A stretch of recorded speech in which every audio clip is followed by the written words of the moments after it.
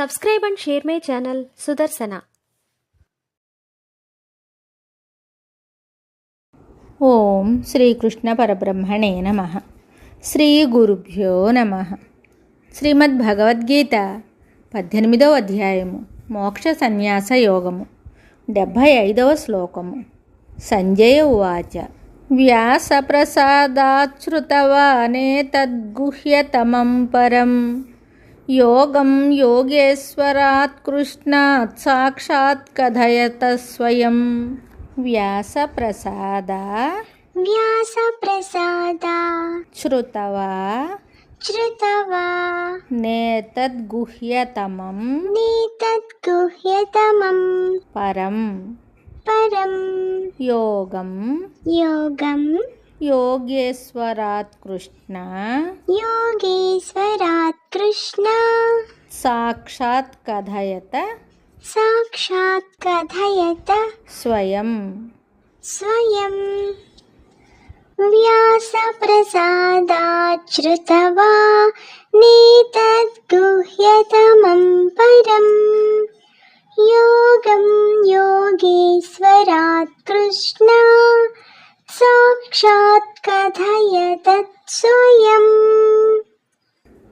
ఈ శ్లోకమునకు భావము సంజయుడు చెప్తున్నాడు.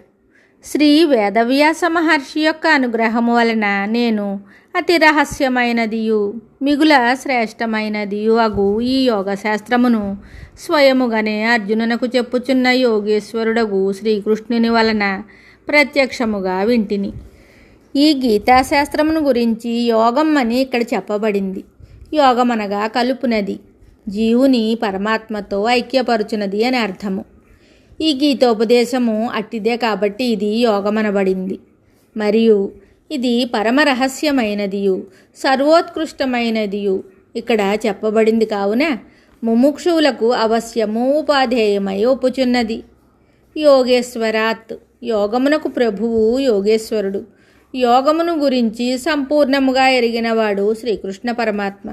కాబట్టి అట్టి మహనీయుడు ఉపదేశించిన ఈ గీతారూపయోగ శాస్త్రమునందు జనులకు ఎంతటి విశ్వాసం ఉండవలెనో ఆలోచించుకొనవచ్చును.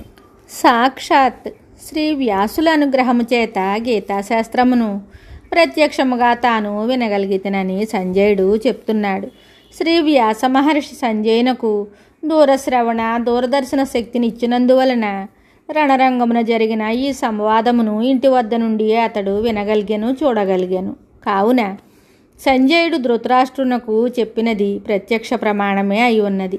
అనగా సాక్షాత్ భగవాను నిముఖత గీతాబోధ ఏ ప్రకారము వెలువడినో దానిని ఉన్నది ఉన్నట్లుగా అతడు చెప్పగలిగినని భావము. ఈ ప్రకారముగా సంజయుడు చెప్పినది సాక్షాత్ భగవత్ప్రోక్తములైన వాక్యములే అగుటను బట్టి గీతా గ్రంథముపై అందరకును పరమ విశ్వాసము ఉండవలేను. స్వయం అని చెప్పుట వలన భగవానుడు స్వయముగా బోధించిన ఉపదేశమగుటిచే దీనికి అపరిమితమైన విలువ ఉంది. మరి ఒక శ్లోకంతో మళ్ళీ కలుద్దాం. శుభం. Subscribe and share my channel Sudarsana.